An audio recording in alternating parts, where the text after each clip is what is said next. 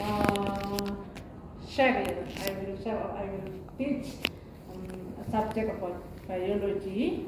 So before we continue to the content, the first I want to ask you why we as an engineer or we as an industrial engineer, especially we have to learn about biology. Have you ever think, oh, I have to learn biology in industrial engineering department? So what do you think, or what's your opinion? Why we have to learn about biology? Okay. Because we have ergonomics course in third Okay. or fifth semester, so we have to study about human anatomy, and also probably it will help on the next course. Oh, so you already know about the definition of ergonomics? Not really. Not really, but you get it in the course introduction of industrial engineering, right? Yes. Yes, that's the correct answer. So, in the main point in industrial engineering is how we can integrate any elements of a system, right? Any element of a system. So if I can draw, suppose this is a system or industrial system. No, that's not. That's correct. Okay.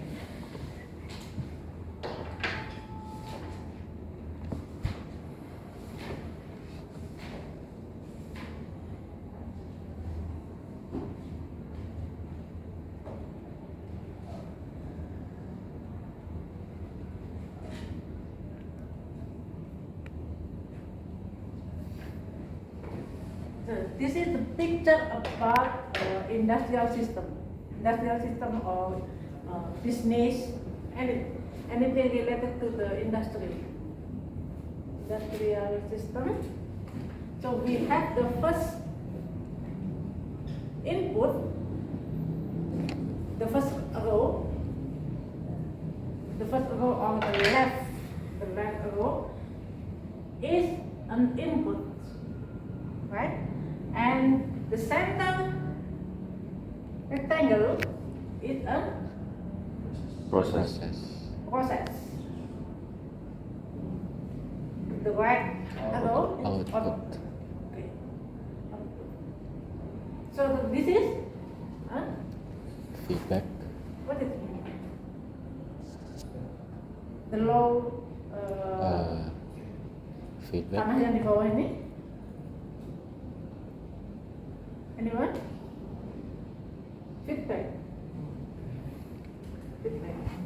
Anything that feedback to the input. The right row. What is it? Waste. Okay.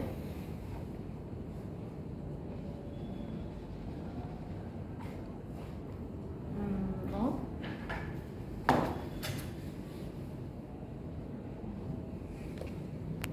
This one. Okay, so this is the picture of an industrial system. So you have to keep in your mind that in industrial system we have to know and we have to learn all the process from the input until the output, until the product can be received to the customer. Okay, so in industrial system, the first process is how we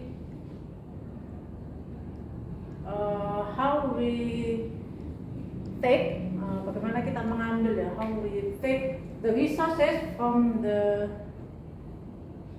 earth, ya, anything from the earth, all the natural resources. So we can use this material as the input to the process. Now, in this process, we need many elements of the system. that we have to integrate all the elements so the process can change the materials, the input into the output that we need or that the customer needs. Okay. In this process, there are many elements that we have to integrate. One of them is human. The other element is man. The first one is man. Second one, machine. Then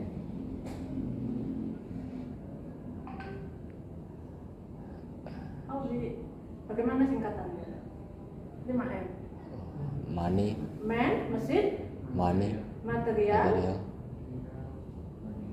Then money, money, method first, and then money. Okay.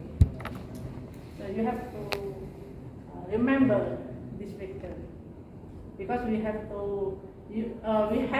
used this picture. We must use this picture for all your study. Okay. So we in industrial system we have to integrate the man between the man, machine, material, method, and money. And the first element is man. The first element is man. And we know that human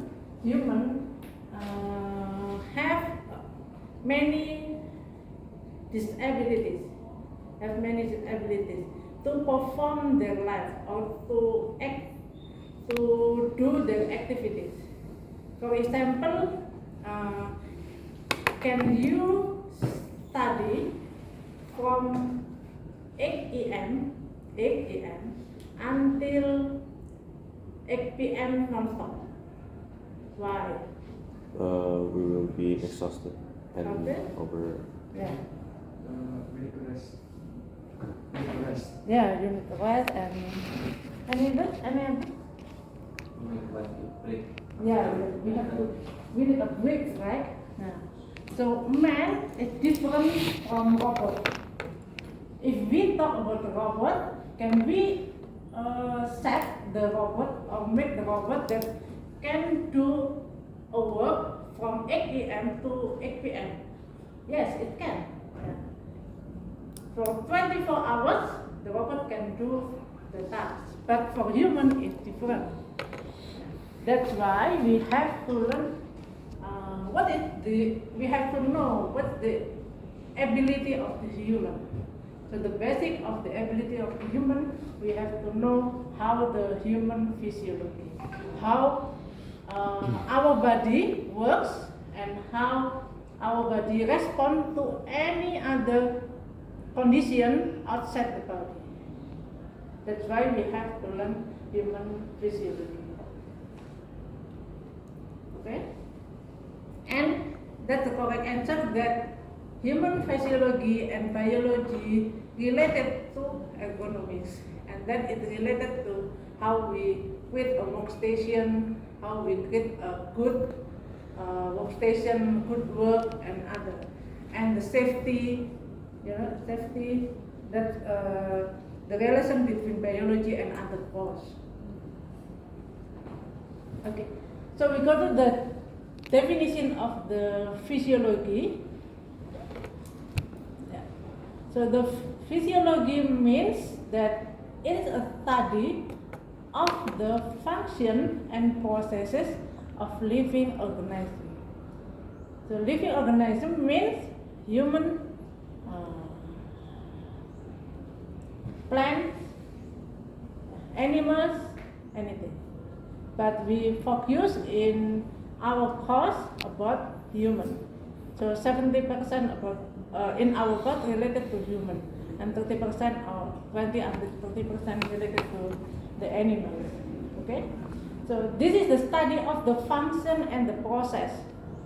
Bagaimana tubuh kita atau manusia, fungsi-fungsi atau proses dari tubuh manusia as seen under normal condition. Why this is the word or the phase about normal condition. Because in abnormal condition, that's not physiology, but disease. Disease, kalau di kedokteran, in medical science, that's a different cause. But in human physiology, we only talk about the normal condition of human body. If we talk about the disease, we learn in other course. Okay? So how the body and the organ system and organ function and processes of the living organism, that's the purpose of human physiology. So the organization of life consists of cell, the smallest the smallest things in human body, and then cells, tissues, organ system, and organization. This is the picture of the level of organization in physiology of human body. So if we talk about atoms and molecules, this is the chemistry course, right? And the molecular biology will talk about cells. The cell biology related to the tissue, and human body, the function and how the organs work, will be studied in human physiology. Organ system, organized. And then in the biggest organization, it is ecology. How the human interact with the environment outside the body. Any question? No? You can ask using bahasa in English.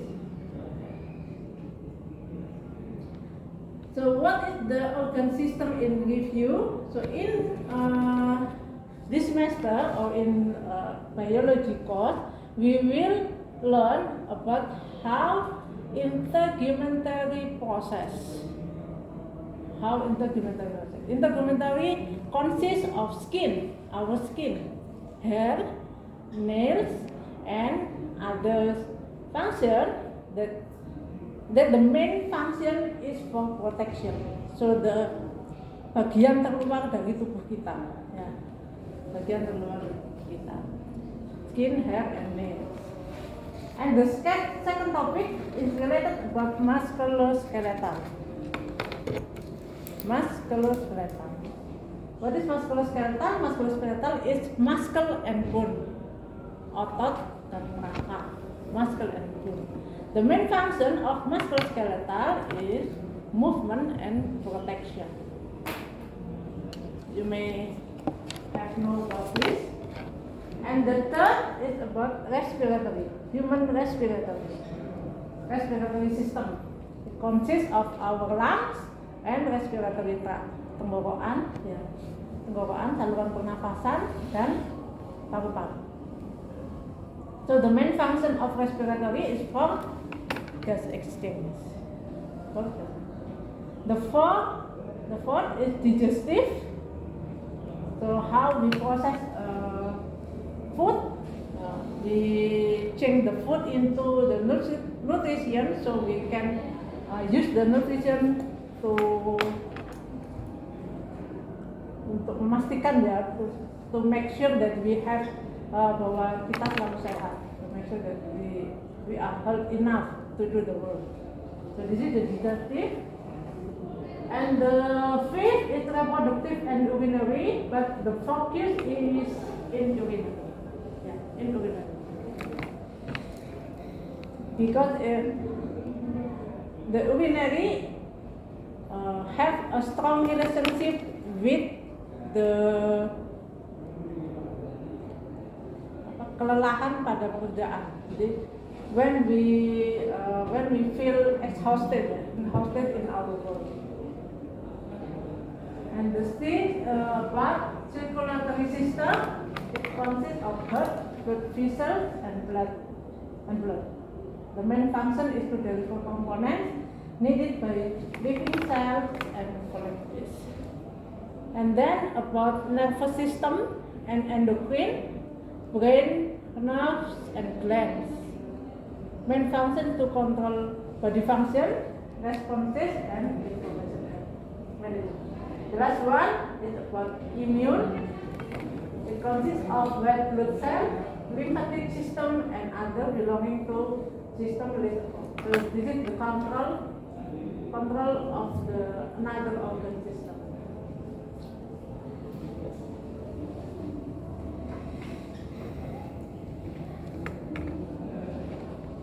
In a simple picture, we can see in this picture the integration between system of the body.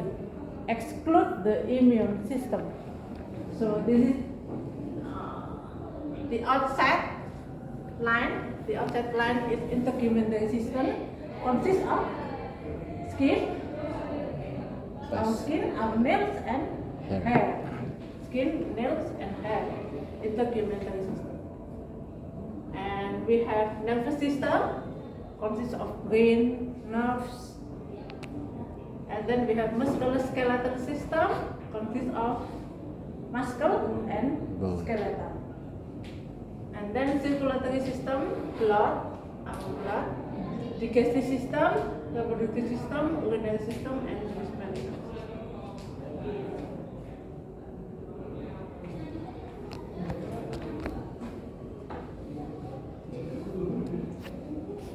So, in the first slide, we have learned about the definition of the human physiology. If you can see again. So, the physiology means the study of the function and processes. Function and processes. Function explains the why we have lungs, why we have blood, why we have muscle, why we have anything, yeah? Why? Function explains the why we have any organ in our body. This approach can be used to relate to different systems. And process means how the blood goes in our body, how the muscle move, how we can walk, anything. Proses means bagaimana caranya, function kenapa ada organ tersebut, fungsinya kenapa ada organ tersebut, dan proses bagaimana caranya. Mechanistic approach explains the process of how things work but doesn't give the reason why. So the physiology will integrate function and process. We can explain the process if we know the function. So that's the two terms that we have to know about the physiology. So, for example, red blood cell, sel darah merah. Why we have red blood cell? How do red blood cells do the oxygen transfer? So you know that the red blood cell will bahasa Inggrisnya mengikat oksigen. The red blood cell we catch the oxygen and transfer the oxygen all of our body, so our body can have the energy to do anything. Right? This is the example for function and process. And then in the definition we also can see under normal condition. Under normal condition, it means that normal condition is a relatively constant environment. Relatively constant environment. So every day we have to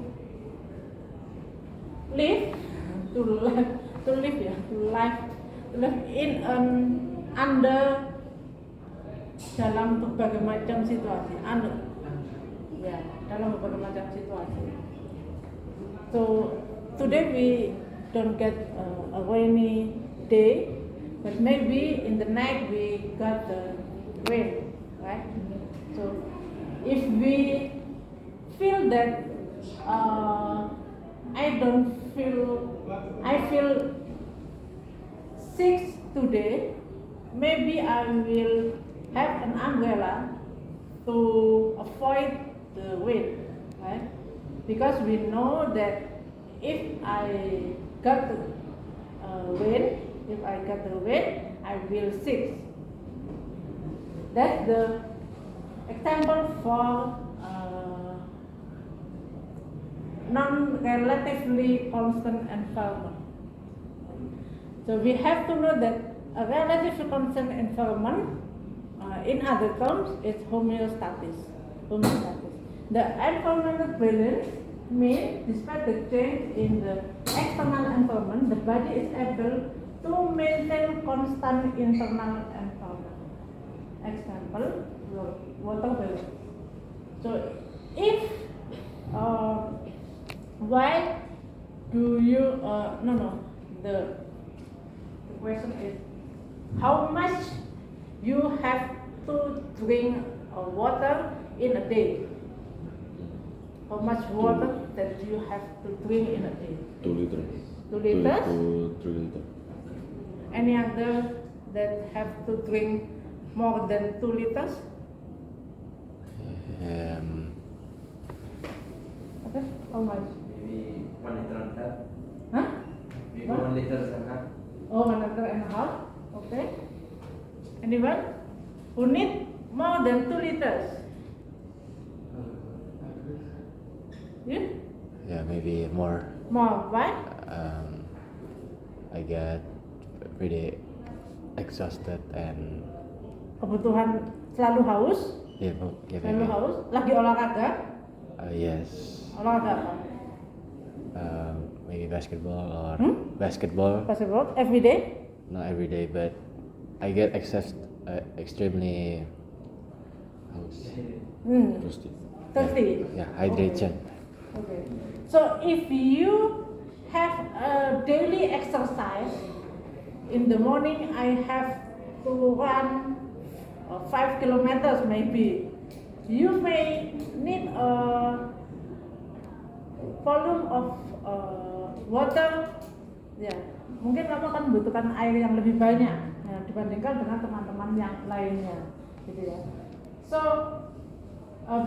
selain itu, we have to know about our body, what kind of the environment that can change our human homeostasis. So setiap orang, everybody have the different condition of homeostasis. The example, the consumption of the water. So maybe you need, saya hari ini saya cukup dengan 2 liter per hari. Tapi mungkin orang lain, maybe the other man need more than 2 liters. Nah, that's the concept of homeostasis.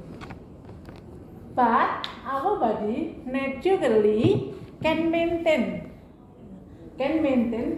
the internal environment so that can be always constant. Always constant. For example, body temperature. If you feel that in our place is cold, you will try to warm yourself. For example, you menggosok-gosokkan tangan, you wear a jacket, you try to maintain your internal temperature to keep warm, to keep warm. But in other condition, in an extreme condition, we may expose a non-homeostatic condition. Okay? Jadi dalam kondisi yang ekstrim kita bisa saja tidak bisa menghadapi kondisi yang ekstrim tadi. For example, we are live in a tropic area that consists of 2 seasons, rainy and hot. You Yemen. Okay. Yemen. For season? Yeah, for season. For season. In winter, how is the temperature? Until minus. Actually, I don't know how many, but sometimes, especially in this year, there are like snow, Snow, yeah. so it's cold. But actually, in my city, all like in all of If we are a tropic human, we live in a tropical country, and we go to the four season country, we may expose you an extreme condition that the body our body have to change the internal temperature so that we don't feel cold, right? We don't feel cold. So we use jacket yang tebal, ya, we wear a jacket and other. But in an extreme condition, jaket itu ternyata nggak membuat kita, tidak cukup membuat kita hangat. Nah, that's if we expose those conditions, it signal that we may get an injury. Kita bisa saja cedera atau sakit, ya. We may get the disease or other disease related to the environmental balance. This is the factors of homeostatically regulated. The first one is concentration of nutrient molecules. So the nutrient molecules are used by the cell to produce the energy. What's the effect if we only eat vegetables for a year? We don't eat carbohydrate. We only eat vegetables in a year. What do you think? We feel tired. Yeah. Maybe we feel tired. Yes. Yes. Yeah. Because in our body we need a balance between the nutrients. Yeah, balance between the nutrients. So we cannot only eat the protein, or we cannot only eat the minerals only, but we also need carbohydrate, protein, and other. So concentration of nutrient molecules will affect the homeostatically level. And the second one, concentration of oxygen and carbon dioxide. Oxygen is needed to produce energy, and carbon dioxide is a waste product of this process and must be removed to maintain the pH. Yeah, pH. For example, can you get me an example about the concentration of oxygen? Pada kondisi apa kita akan kekurangan oksigen atau kelebihan karbon dioksida?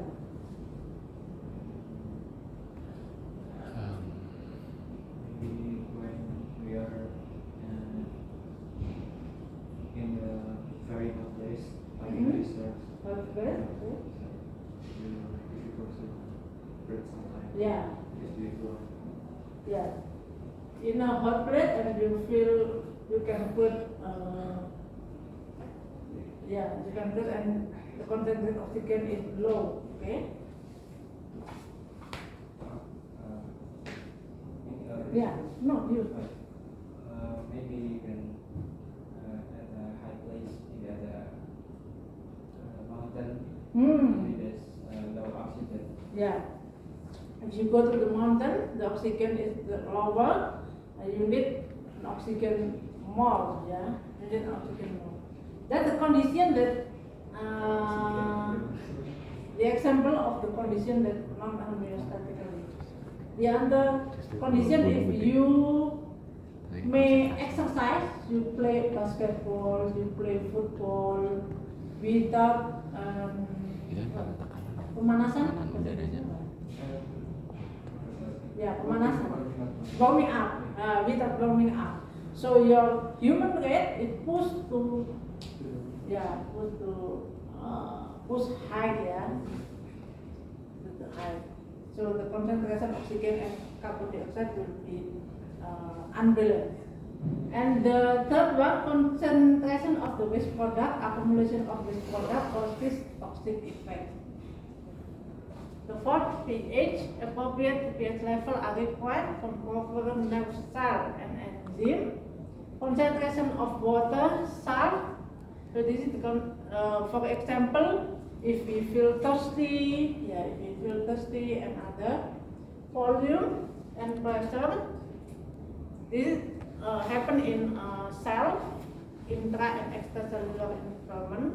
And the last one is about temperature. Temperature.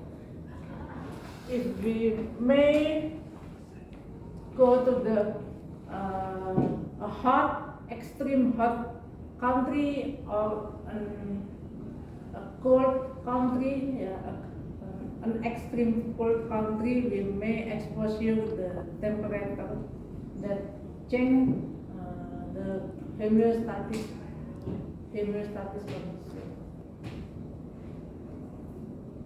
Okay. So our cell is one thing that may maintain or organize the homeostatic condition. Okay. So the loss of the homeostasis will affect the inability to restore a normal range environment. For example, so like this one. So we are organism in a condition homeostasis. If we may expose the external change, suhunya terlalu tinggi, suhunya terlalu rendah, kondisi extreme condition, and there is an internal change, kita sedang sakit, we feel sick. So the internal change results in loss of homeostasis. For example, in this rainy weather, if today we feel that we are not healthy enough and we got a rain, so maybe tomorrow we get a cold. We may get a cold, we get a fever. That's why internal change result in loss of homeostasis. But if today we feel healthy enough and we got rain, maybe tomorrow we still healthy enough. Okay? So the combination of external change and internal change may result in loss of homeostasis. So organism attempts to compensate. If compensation fails, we will get the illness of diseases. But if compensation success, we will wellness or still health. Any question? No, this is not. Okay. What about like when we go to another country and there's like a time delay? Does it have anything to do with the loss of homeostasis or no? So maybe we have to know about what's the condition before we go to the country, before we go to the extreme country, right? Yes. So if you want to go to Europe, you will check today the Europe is spring or weather or anything. If there is an extreme condition, we have to prepare before we go. So we can prevent ourselves to get the disease. Anything. Maybe kenapa kalau misalnya kita ke sebuah negara, ada negara-negara yang kita diharuskan untuk vaksin. Nah, that's the condition that we maybe that the jadi preventive to keep the people keep healthy, right? Apakah menjawab? Tapi kita memang harus melihat kondisinya dulu. Tapi kalau sudah di sana, ya kita harus melatih. Misalnya, for example, if we go to the extreme country, we may plan our outdoor activity. If we go to Japan right now, in Japan now is winter. So maybe we have an outdoor activity only 2 or 3 hours, and then we go to indoor, and then we outdoor again in 2 and 3 hours. But not in a long day. We go in an outdoor station that we may get the disease, right? So we can control like that. Okay. Any other question? No? Are you understand? Yeah. Okay. So this is enough for today. I will continue for the first topic about integumentary or musculoskeletal in next week. So I will give you this topic before the class, and you can read this topic before the class. Okay? Okay. Thank you for today.